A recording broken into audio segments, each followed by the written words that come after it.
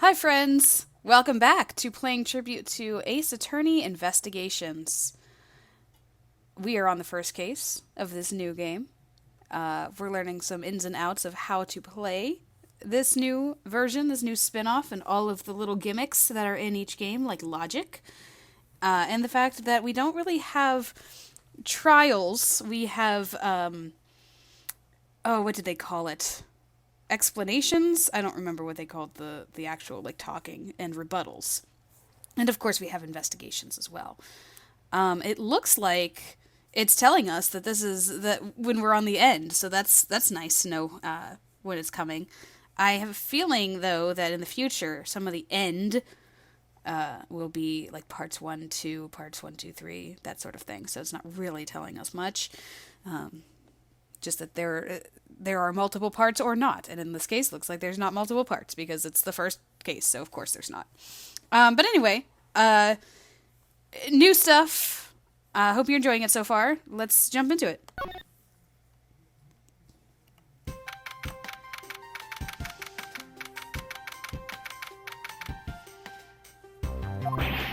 What is with that prosecutor? I can't believe how rude he was. It was unbelievable. Please maintain your professionalism, detective. I'm gonna find some real solid evidence proving Maggie's innocence. You'll see, sir. But we've been kicked out of the crime scene, sir. True. So then what now? It looks like my life's falling into yet another gigantic ditch. Do not despair, Miss Bird. We can overcome this as well. There are many other places and things we should be looking into anyway. Yeah, really, sir? For example, this hallway. The linchpin of his argument against Miss Bird is related to the master key. In that case, this hallway is the perfect place to look for more information regarding the mystery surrounding my door. I do like how the investigations and the talking is together. So it's not broken up. Let's take a look at this lock. I don't see any signs of forced entry. And according to the guard, no signs that the lock was picked either, sir. Meaning that the door really was opened with a key. Did you happen to ask if any prints were lifted from the doorknob? Apparently the doorknob's clean as a whistle. Wiped, they think. Whoever this thief is, they did a good job of not leaving any clues behind. 1202. Its 4 numbers on the number plate alone proclaim this to be my office. Oops, hey! These number plates slide right out, sir. They have to be able to take the plate off when the room becomes vacant, you know. Although the idea that it can be easily removed is kind of strange, suspicious. Minimalist, yet classy door made of top-quality wood. Sturdily made, making it near impossible to break in by force. It's almost majestic, sir. I wish I could be as stately as this door. Only Gumshoe would praise a door as something greater than himself. Being a detective has its own rewards and a certain virtuous value, I think. If you live up to your full potential, there's a poignant trait that anyone can admire. I see. So you're saying, sir, that me being me is the best thing I could do for anyone? Right. That long pause wasn't exactly reassuring, sir. I don't see anything else. Do you guys see anything else? I don't see anything else. Let me make sure. Yeah, okay. Cool. Always good to go back and make sure. That's the thing about this game that the other games didn't do as well. Is this a basketball in the middle of a hallway? What does a basketball do in here? That's Mr. Portson's prized possession, sir. I heard he also plays soccer, dodgeball, and even tennis. And not a single one of those sports is suitable to be played in a hallway. This office. 1203. Hey, Maggie, whose room is this again? It's Mr. Portsman, sir. So he's my new neighbor. I see. I suppose he moved in while I was away overseas. Oh, hey, look, we know him. Looks like you're in quite the pinch, Mr. Edgeworth. To be sure, a murder within the walls of the prosecutor's office is no trifling matter. We must find, apprehend, and punish the killer accordingly, post-haste. Sounds like a messy case you've got on your hands. If you ever feel lost or need some advice, my door's always open. How gracious. I will keep your offer in mind. Who is this guy again? I love how he's just forgotten all the time. Is everything alright? Yes, sir! If you must know, I weighed myself this morning and I'm finally at 154 pounds. Congratulations, but I was asking about this hallway and this room. Oh, everything's okay, sir. Word of advice, stay focused or you may start to lose even more weight. Threatening those salary cuts again. Is there anything under here? Like, something to see? Well, that's a suspicious looking nook and cranny. Isn't this that missing Zero series file, sir? No doubt about it, the bloody letters mark it clear as day. There seemed to be a few pages missing. That thief took only what was necessary and left the rest behind. So, what are these Zero files about, sir? I guess you've got something worth stealing in them, huh? Not particularly, it's just a collection of court case files. However, the cases within these files are not mine. Huh? They belonged to the High Prosecutor that used to occupy my current office. I have my reasons, but let's just say I was charged with keeping them as they were. And that means the thief must have also wanted the file for a specific reason, right? It seems so. Only the pages related to that case from 10 years ago are missing. I wonder why anyone would care about such an old case. That case from 10 years ago. Trying to go back. Making sure... Yeah, okay. That was it. So... He didn't even put it in his organizer. What's with that? Anything to say there, Maggie? I was wondering if I may speak with you for concerning this case. I've always been a big... Oh, I don't know why I combined Gumshoe's voice with hers. Oh, I know what I'm doing. I've always been a big fan of the courtroom, but this is like a dream. A dream where I'm being cross-examined by the Miles Edgeworth. I can't let the chance pass me by. I must remember to ask her about the master key. I should jog her memory by showing my notes to her through the present button. Okay, so this works as investigations out in the regular game. The regular game. Yeah, this is a spin-off. Yeah, sure. Have you ever met the victim before? Well, I've seen him a couple times before when I had to go to Mr. Portsman's office. Mr. Faith was always playing basketball with Mr. Portsman, sir. That sounds like fun. Just once I'd love to play with him. It sounds fun, but the only person ever taking a shot was Mr. Portsman. All Mr. Faith ever did was pass him the ball, sir. On second thought, I don't think I have fit in all of that well with him. Miss Maggie Bird, correct? I take it that you are an acquaintance of the detective? She was under my supervision back when she was still on the force, sir. One day she got caught up in a murder and things started going downhill, so she quit. But I owe a lot to Detective Gumshoe for introducing me to my current employer. Or so I thought until a few hours ago. Right before I was about to clock out for the night. You got caught up in this whirlwind of a case, correct? Don't worry, my whole life has been nothing but a whirlwind of bad luck and failures. Since I was 6 months old when I fell from the 9th floor of my apartment building, I've been hit by all sorts of vehicles, gotten sick from all sorts of foods. This is like her monologue every single time. Failed at almost every test I've taken, experienced almost every kind of disaster. And now I even managed to be named a criminal, just when I've become a security guard. That's a lot to go through in one lifetime. I know! And just when I thought I had finally found my happiness, I wind up getting you and Detective Gumshoe involved in my bad luck. You don't need to worry about me, Miss Bird. Nor do you need to worry about yourself. I will solve this case and prove your innocence. All I ask in return is for your cooperation. Yes, sir, Mr. Edgeworth! You can count on me. I'll do all I can to help. Sparkly eyes. Alright. So when did you discover that the master key was missing? By the time I realized it, I think it was around 1 a.m., sir. And I noticed it was back at around 2:30 a.m. It was just sitting there on the ledge where the security room reception window is. But I'm sure that between those 2 times it was not just gone, but stolen, sir. Why is such an important key stored in such an insecure place? It's not like that, sir. We always keep the key further inside the room, away from the window. Always, you say, except for this time, correct? Well, I admit that it was a bit careless, but I had my reasons. I left it out because I was sort of using it at the time. It was after I'd used it that I left it sitting out on the ledge. She used the master key?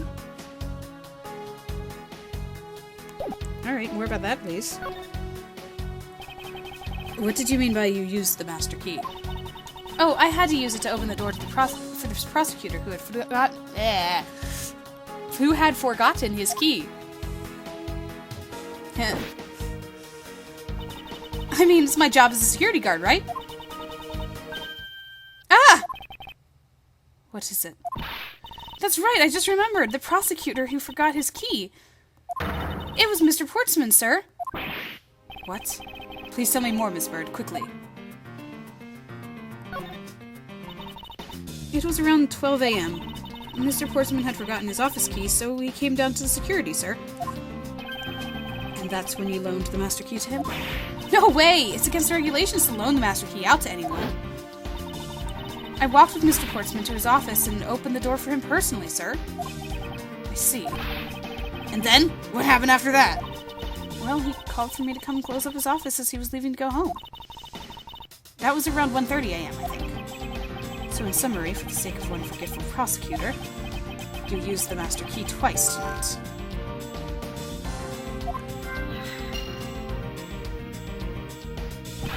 Talk about suspicious. I doubt you can say that you've never left your keys at home, Detective. I think this calls for a thorough examination of Mr. Portsman's door.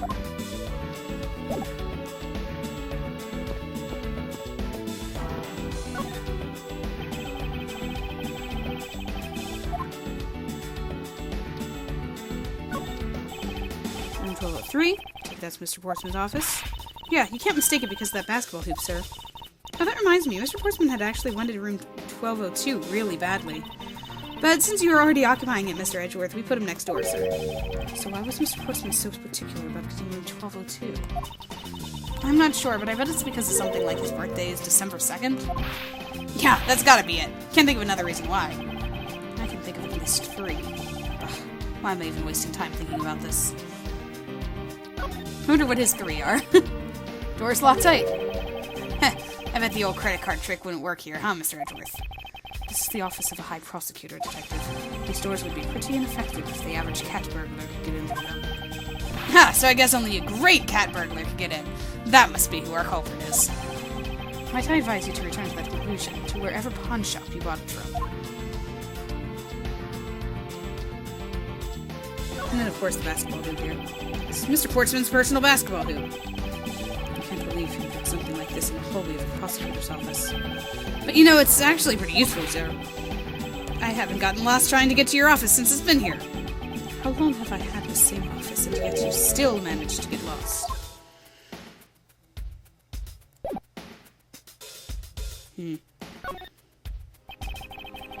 Okay.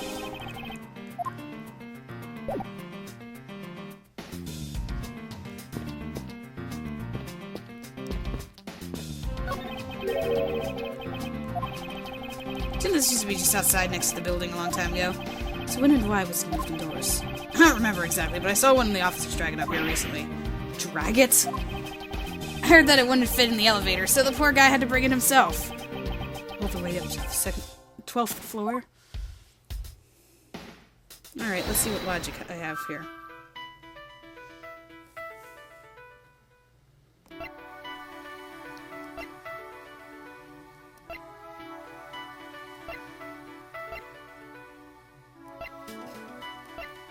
Okay, so these both have to do with the master key. I wonder if those can be connected then.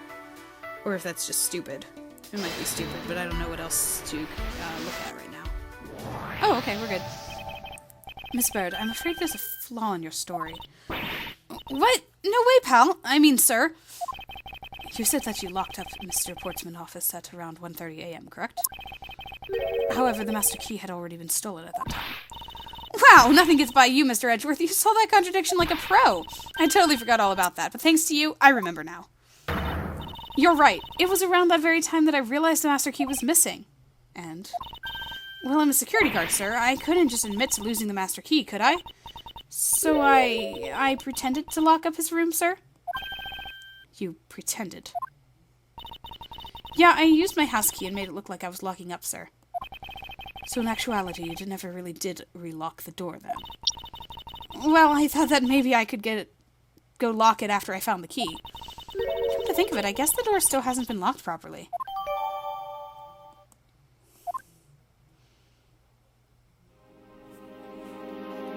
Was it?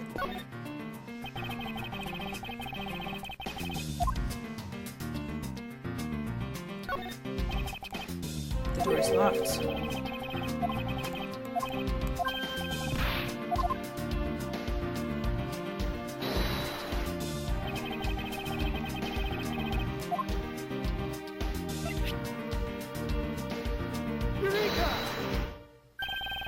There's a contradiction here between reality and the evidence. If what Miss Bird has said is true, then why is this door locked tight? Huh? You know, you're right. Miss Bird, are you sure you didn't relock this door? I'm certain of it, sir.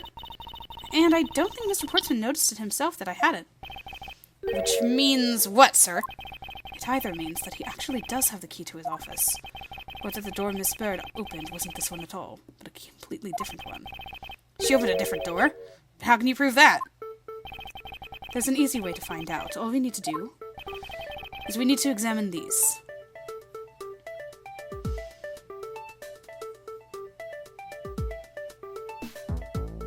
Prints on the doorknob, I guess. Yeah, because we would see Maggie's fingerprints. The prints on the doorknob will tell us everything.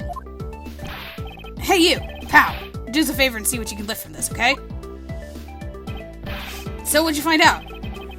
There's no need for such belligerent, nostril-flaring detective. Sir, I have found only Mr. Portsman's and Mr. Faith's prints on this doorknob. So only two people's prints were found on this, huh? That's pretty decisive. I'm lost, sir. Thinking logically, a certain other person's prints should be on this knob as well.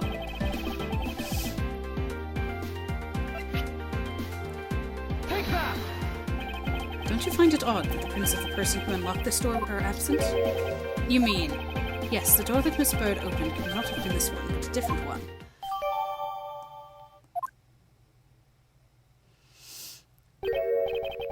What have we here?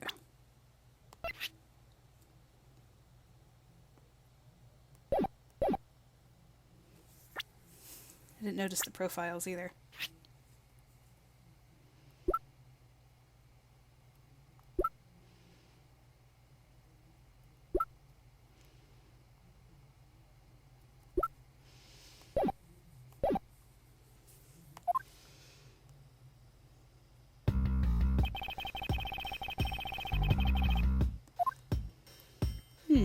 I see this, and I see something else, too. What is this? Looks like a scrap of paper. I'll get it, sir. Let's see. Oh, there's something written on it. Looks like a note from the victim. I brought the 3 pieces of evidence by, just like we talked about, on the phone. It looks like you're out. Guess I'll catch up to you later. Buddy. Yeah, it's for Mr. Portsman.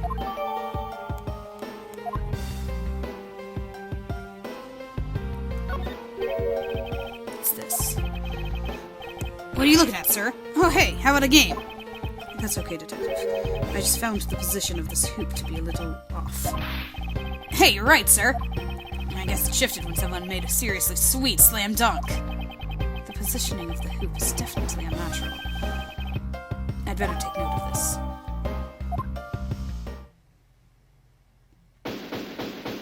Oh, I guess that's all then.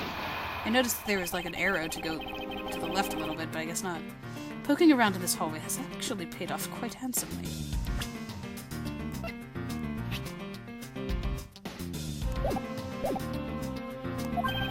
Huh? How so, sir? In a variety of different ways. I think it's time we had a little chat with the real culprit of this case. You know who the killer is? Wow, Mr. Edgeworth! As long as my logic is sound, then yes. The mastermind behind this murder is none other than Mr. Portsman. What? Mr. Portsman? I knew it! That's exactly what my logic senses were telling me, too. I suspected it was him from the instant he accused Maggie of being the killer, sir. That is anything but logical. Lady and gentlemen, prepare yourselves. Come what may, it's time to knock on truth's door. Here we go.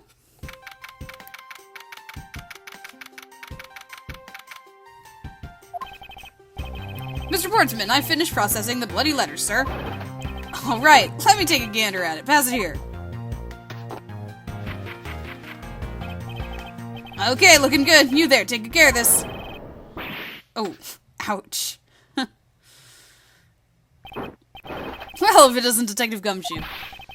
End of the line for you, Portsman. We got you now. Call off your dog, Mr. Edgeworth. Is this some kind of a joke? It's no joke. We know, Mr. Jacques Portsman, that you are the guilty party in this case. You must be pretty upset getting chased out of your own room. I'd be mad too. So I guess you can stay. If you promise to stay out of our way. You intend to hide your crime under the guise of a prosecutor doing his job? I can see right through the unsightly paper-thin mask you wear upon your cowl. Haha, who'd have ever thought it would come to this? Actually, come to think of it, your mentor was Manfred von Karma, right? The legendary prosecutor who never lost a single case for 40 long years. But there was always this incessant chatter about forged evidence of that guy. Really teaches me that I've got to stay on the lookout for false accusations, you know? Are you done trying to play mind games with me because they won't work? The only thing you should be using that mouth of yours for now is explaining yourself. Although that too will only dig your hole deeper. Either way, your game is up. Well, aren't we full of ourselves, even though you have yet to prove anything?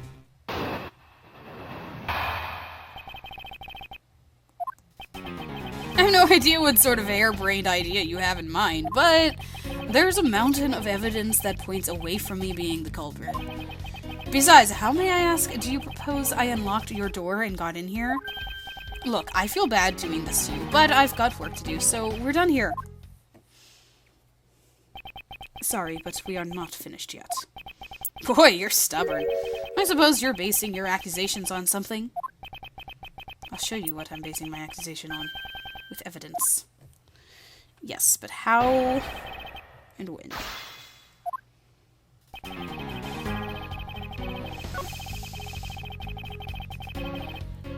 Hold it! Oh, and what, pray tell, kind of evidence are we talking about here? Jim was my partner, so you can say I had a motive. You can't say I had a motive for killing him. And that's it? That's not even an anthill, let alone a mountain. But it's more than enough, wouldn't you agree? Might I recommend that you review what the word evidence means? It doesn't change the fact that the evidence doesn't point to me as the killer.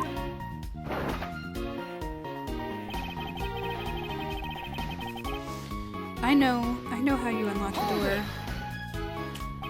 Unfortunately, I believe I have already shown how earlier. Your speculations mean nothing, as I still insist that I could not gain access to your room.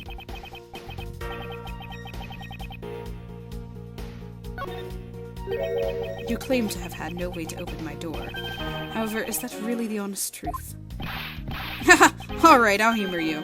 Go ahead, shoot.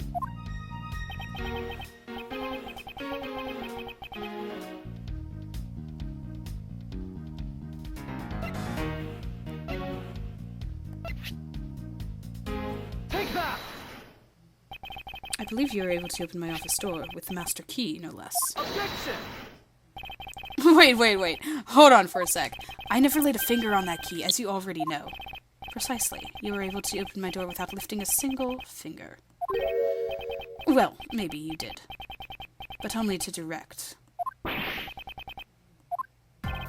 That's right. You used your finger to direct this person to open my door with the key. Take that! You had asked Miss Bird to open your own office door for you, yes? Yeah, I kind of forgot my key at home. Happens a bit too often for my taste, you know? But the room you had Miss Bird open at that time was not your own, was it? What? You have quite the imagination. But why don't we ask the girl herself whose door she opens, shall we? I'm certain that it was Mr. Portsman's door, sir.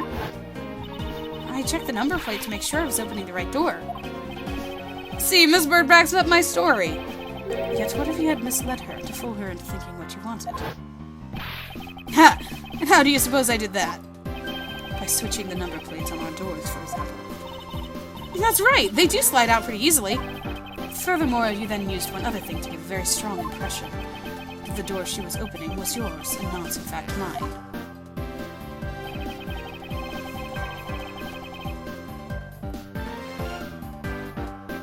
love this music. I love Edgeworth's music. Take that!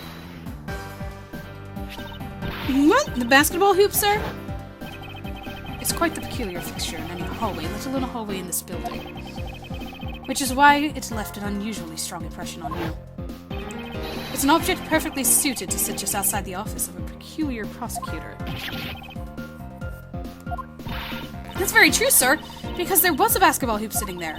I thought the door that I was opening had to be Mr. Portsman's. There are signs that the hoop had been moved. To sit it in front of my office, to be sure. I see. So that's how you throw suspicion on people. Thanks for the tip. But I think your conjecture is a little off the racetrack. Now you're just spouting nonsense. I had the girl open my office door. After that, I was in my room the entire time. You don't have a single reason to suspect me. So he intends to claim his innocence to the end, does he? I'm as pure and innocent as my jacket. And Miss Bird is as dirty and guilty as the jacket she wears. My jacket's not dirty, I'll have you know I just washed it yesterday. Please calm down, for I intend to show who is the one truly covered in slime here. So he claims he was in his room the whole time.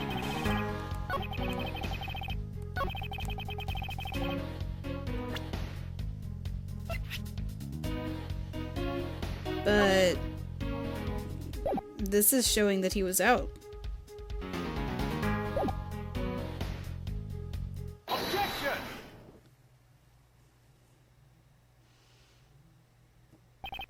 That was a lie. What are you talking about? How was that a lie? This is a note that the victim left for you, Mr. Portsman. A note? It was left under your door. Or did you not notice? And right here it says, but you're out. You were not in your room when the victim came to call on you. So then, where were you and what were you doing? Shall I explain it in full detail for you? You were busy snooping around in my room, the very room you had Miss Bird open for you. Now that's just nonsense! You have no evidence that I made the girl open your door for me. Oh, but I do. I have very decisive evidence. No way!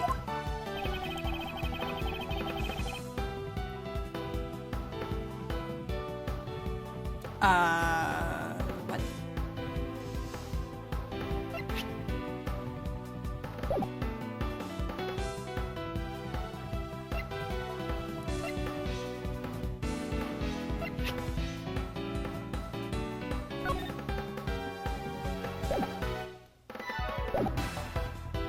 Proof positive that I had Miss Bird open the door. That he had Miss Bird open the door for me.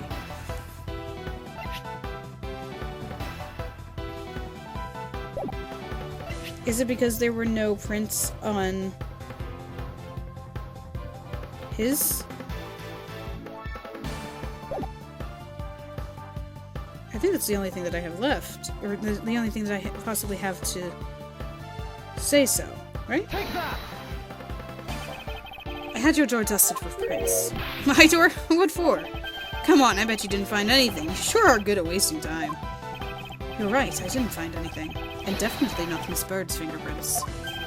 Her prints, what do they have to do with anything? Let's put it this way. If she really was the one who opened your door, then her prints should naturally be on the doorknob she touched. Further, all the prints on my office's doorknob have been wiped clean off. I can only assume it's because Miss Bird's fingerprints were on it. Don't you think it's time you gave up your charade? We know you stole into my office in the intent of stealing something from me, and Detective Faith found you out. Possibly because he heard sounds coming from a room whose occupant was on leave. Mr. Portsman, you killed Mr. Faith to silence him. And I had the misfortune to return when I did. You had threatened me as you escaped. As I said, when you had the gun to my back. No one gets away with committing murder in my office.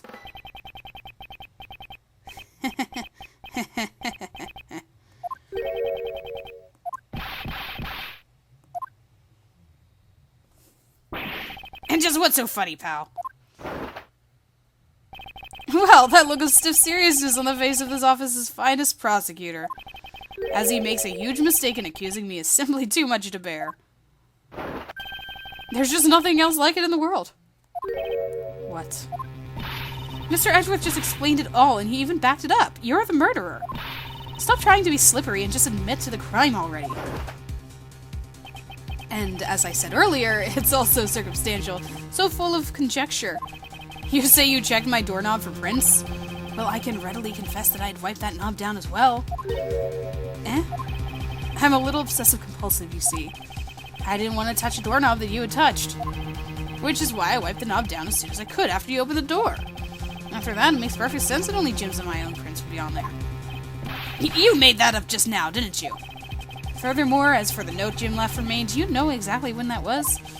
For all we know, he could have left it there before I arrived at the office. Like, early evening, for example? Are you saying you failed to notice a note in your doorway? Hey, even geniuses fail at times. I was probably too preoccupied by work-related matters, although that's no excuse. Now that's just a flat-out lie. There's no way you didn't notice a note that size. But you can't prove that, can you? Say something, Mr. Edgeworth. Back me up here, sir. Portsmouth makes a good point. I can't prove that he didn't simply overlook it. Besides, I have an airtight alibi. Airtight, you say? I only realized that I had one just now as we were talking. I guess it would have been better for all of us if I had told you sooner.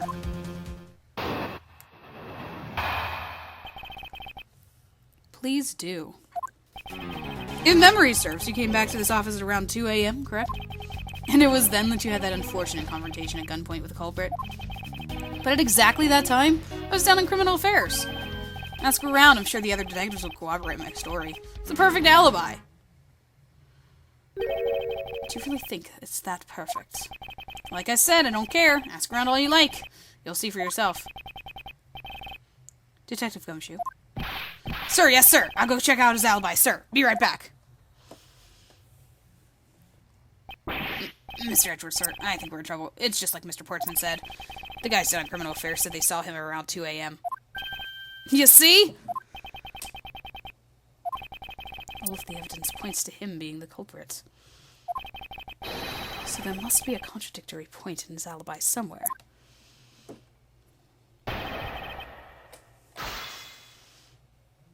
Alright, but the contradictory point is not him being down at the... Hold it! Let's press. You are correct. It was around 2 a.m. Are you sure? It's really important to me that you're spot on with the time. I remember checking my watch then, and make no mistake, it was 2. Oh, giving testimony like a pro. Okay, so you came back to your office at 2.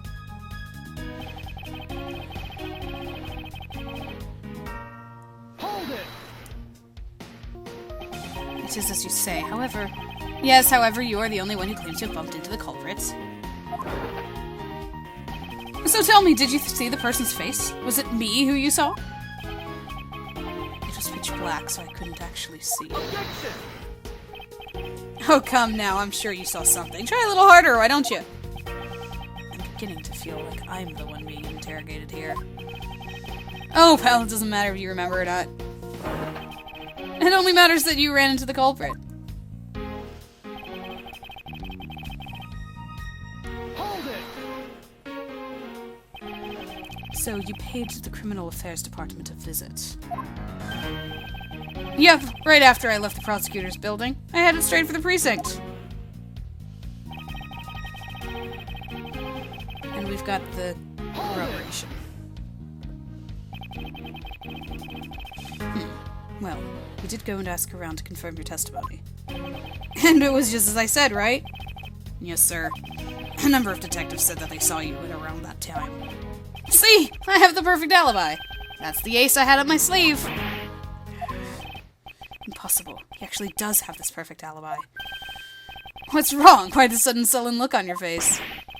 Can't you say anything back, Mr. Edgeworth? I think we've reached the end of this line. And it's time to get off this crazy train. You there! Sir? Please escort the young lady out, but remember, be gentle. Maggie! Detective Gumshoe!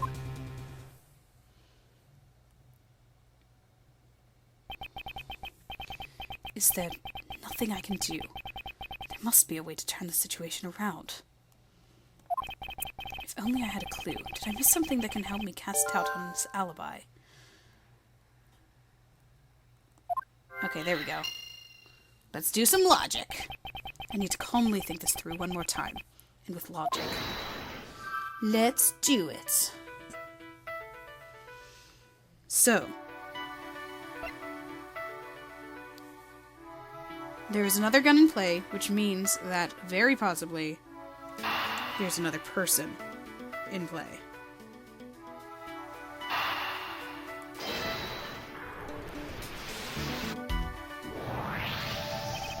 There were 2 bullets left at the scene of the crime. One that robbed Mr. Faith of his life, and one that nearly robbed me of my jacket. However, the murder weapon only shows signs of being fired once, meaning that it is entirely possible that the second gun was used in my office tonight. But seeing as how the killer had to steal Mr. Faith's gun, I doubt the killer had another gun up their sleeve. Therefore, the second gun could have been the property of an entirely different person, which could mean that there was another person who paid a visit to my office tonight.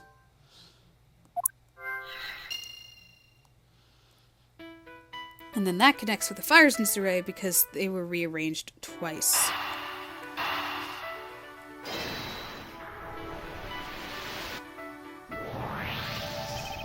Supposing there was yet another visitor tonight, that would also resolve the issue as why my shelves were upended twice. We know that the shelves were disturbed once before and once after the murder, so it shouldn't be much of a stretch to think that was the work of 2 different people. Once by the person who stole the victim's gun and then killed him with it, and once again after the murder by our second culprit, who was the owner of the second gun. If we suppose that the second culprit's gun was the one that was pointed at my back... Objection! Mr. Portsman, it seems that I need to amend my assumptions regarding this case. Great, so you finally come to your senses. Mr. Edgeworth? Sir, what are you saying? This has been a big misunderstanding on my part from the start. I had assumed that the person I ran into was the killer, but that may not be the case. What do you mean? The person I ran into was just your average thief. A thief? But, sir, doesn't that cause some sort of contradiction in the facts? Not at all. It simply means that the killer was someone else. And it means that in actuality 2 culprits stole into my office tonight. What do you mean 2? It explains both why my shelves were disturbed twice and how there were 2 guns. Mr. Portsman tricked Miss Bird and gained entry into my office. Now you're just leading the argument. You still don't have any actual proof, you know. If you could please go along with my hypothetical scenario for now, Mr. Portsman. In the end, you really are innocent, and you should have nothing to worry about. Now then, returning to my scenario. If Mr. Portsman was out to steal something from me, which is why he checked my secret safe and ransacked my shelves, this is the first time. So then, this will be when the files were put back in the wrong order, right? Correct. And then, just then, when he was about to look somewhere else, who should walk in but his own partner, Mr. Faith? But why did Mr. Faith come into your room, sir? He probably had business with Mr. Portsman, which is why he was in the area. But that's when he noticed sounds coming from my office, would be my guess. Oh, because you were supposed to be away, right? And he must have thought it was odd, so he came into this office to check it out. Correct. And as a detective, that was the right thing to do. But when he came in, he found his own partner standing there. Because it was Mr. Portsman, Mr. Faith probably let his guard down. But Mr. Portsman was not so merciful as to let him leave alive. He waited for a chance and stole Mr. Faith's gun from him, and then... he killed him. He silenced Mr. Faith for catching him in the act of stealing. Oh gee, that's the face of innocence right there.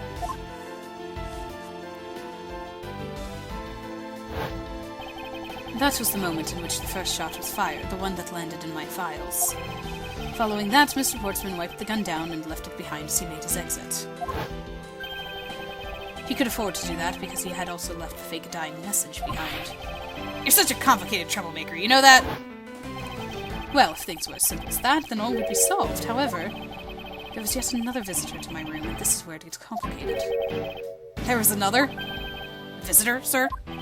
Yes, and this other person's objective was also to steal something from me. Now then, even after Mr. Portsman left, the door to my office remained unlocked. However, this new visitor had no way of knowing that, and so they stole the master key from the security guard's room, and then entered my room and searched through my shelves. This was the second time they were disturbed, and it seems the thief found their prize. The stolen zero file, right, sir? Correct. Only just as the thief was about to leave the file, I appeared. The thief then threatened me with their own gun and made their escape. The second bullet was fired during that brief encounter. So the shelf's getting messed up twice in the two bullets. It was all because two different people were doing those things at two different times. Precisely. So now do you see, Mr. Portsman? The person I met was just a thief, and was not, in fact, Mr. Faith's killer. Your alibi for the time frame in which I ran into the other person is now irrelevant, because we now know that the murder took place during the first culprit's visit. Objection! Ha ha ha ha ha! What's so funny, pal? Absolutely splendid! Your scenario explains everything. Of course it does. It's Mr. Edgeworth, after all. But you know, it still doesn't change the fact that it's all circumstantial. Supposing if, and that's a big if, your theory is right, it would indeed render my alibi, which withstood scrutiny, mind you, irrelevant. But there is still one defining point of your argument for which you have no evidence. Your supposition that I was the first visitor. Mr. Edgeworth, you can't let him get away with that, sir. But he has a point. I have absolutely no proof at this point. Don't say that, sir. I don't believe this. Don't worry, Maggie. I'll do something if I must. You know something? I find your attitude to be somewhat peculiar, Mr. Edgeworth. If the person you met really was just a plain old thief, then why is that person not your main suspect? That is, if your theory is correct.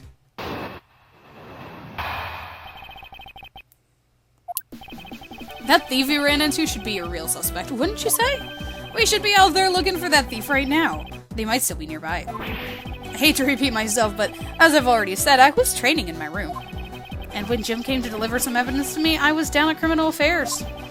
So I can't be expected to know what happened around here after I left. So you think we should be out there looking for the thief? Of course! Now isn't the time to be wasting time on dead-end discussions. I don't think it's at all dead-ended. I find your alibi to be fascinating. Let's continue where we left off, shall we? Ah, the face of innocence again. I know he's lying. I know he was here and at the scene of the crime. We just have to find a way to prove it.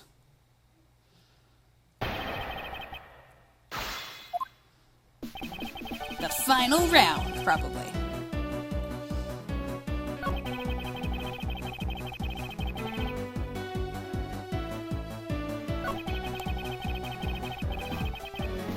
Hold it! But according to Mr. Faith's note... Hold on, I thought we already cleared that up.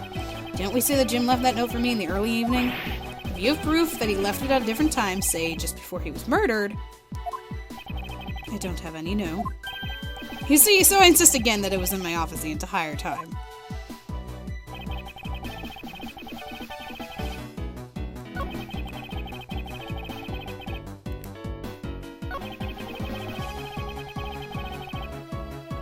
Hold it!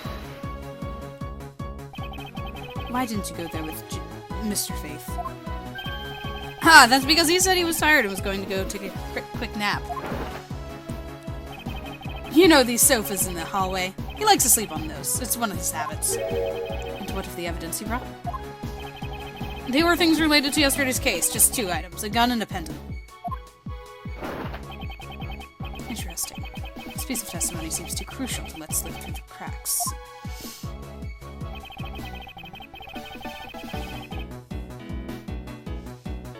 Interesting indeed. A gun and a pendant. Yes, this gun, which is the murder weapon, and this pendant, which belonged to the victim. And why were you taking them to Criminal Affairs? There was something in a past case file I was supposed to compare those two to. But all this has nothing to do with the case right now. Anyway, I believe you'll find the long paper trail I left to be to your satisfaction. This is all matching up with what Detective Gumshoe found out.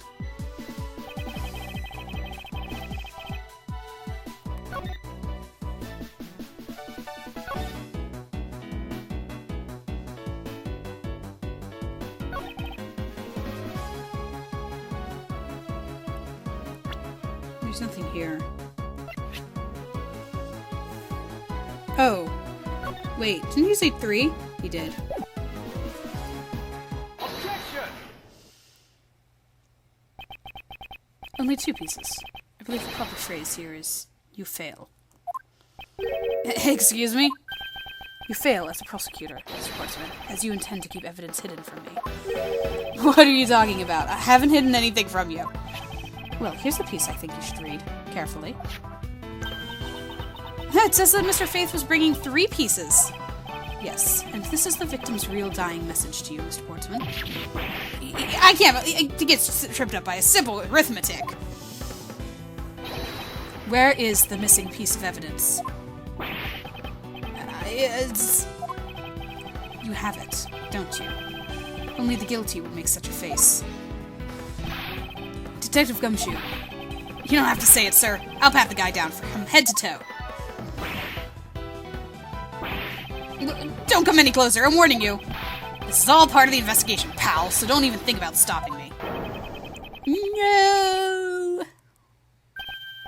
Hey, what's this? He had this on him, sir. Despite what you said, it would appear that you do have something to hide. Why would he hide something like that? There's only one reason why anyone would hide evidence of this caliber.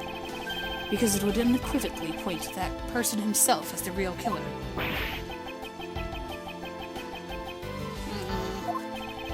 Let's examine this videotape in a little more detail. For the section of the tape that would drive the last nail into his coffin.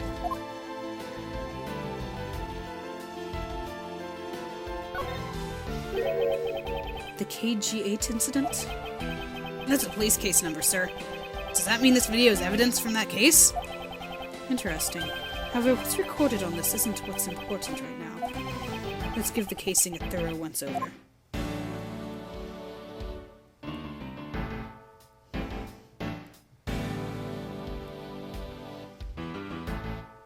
Oh, hey, look, blood. Ah, that's blood, isn't it? Yes, and I believe this is what the good prosecutor is trying to hide from us.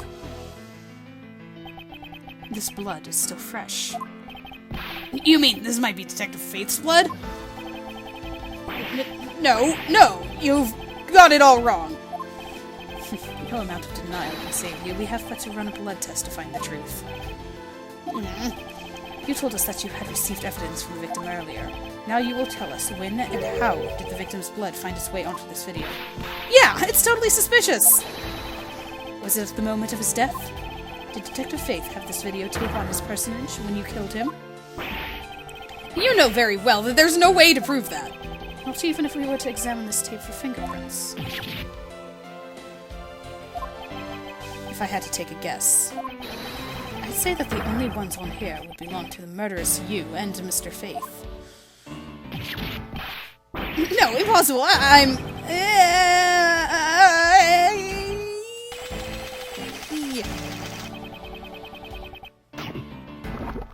Ooh. That's not good.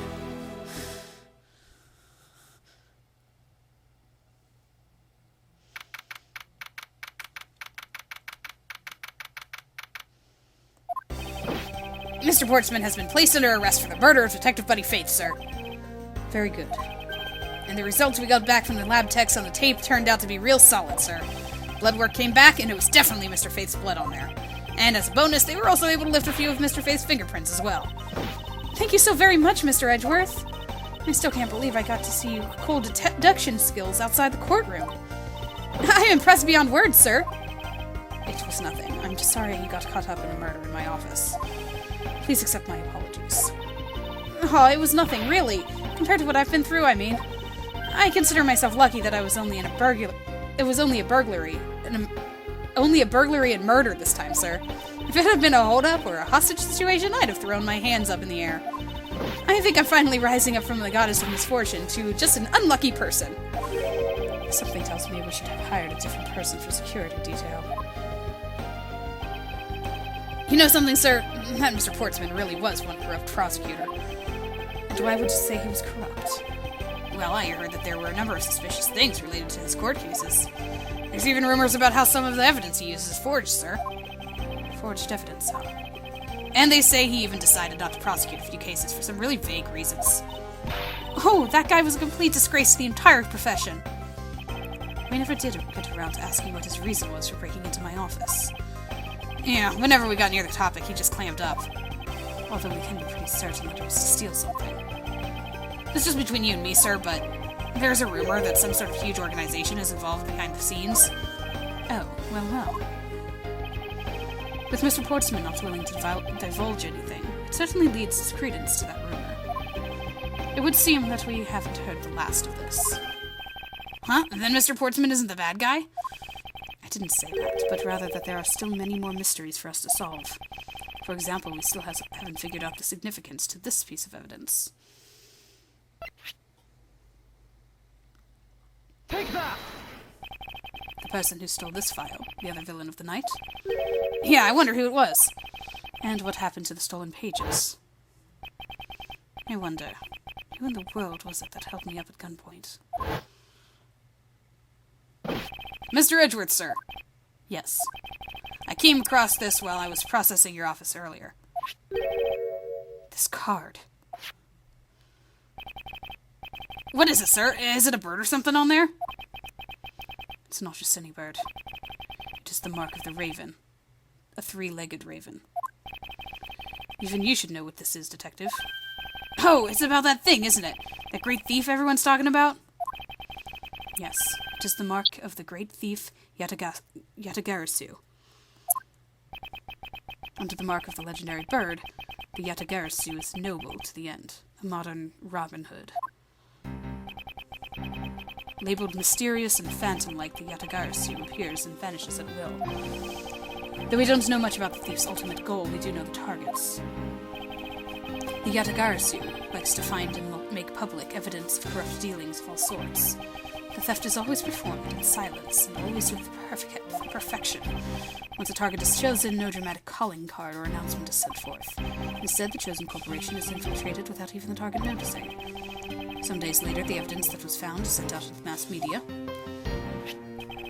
along with this single card. Although it has been a while since the Yatagarasu's last appearance. Hey, Mr. Edgeworth, look, something's written on the back. What? Let me see. It's the location of where the thief put the stolen files. So the person who stole the contents of the file is the Yatagarasu. Yatagarasu organization. Quite a few key words are popping up in this mystery. The murder in my office. The return of the great thief Yatagarasu. Looking back, I can't say I didn't see these events coming. For they were heralded by the incidents that began to occur 2 days ago. And this is where the timeline gets all mixed up. Because 2 days ago is the introduction here of the second case. Turnabout Airlines.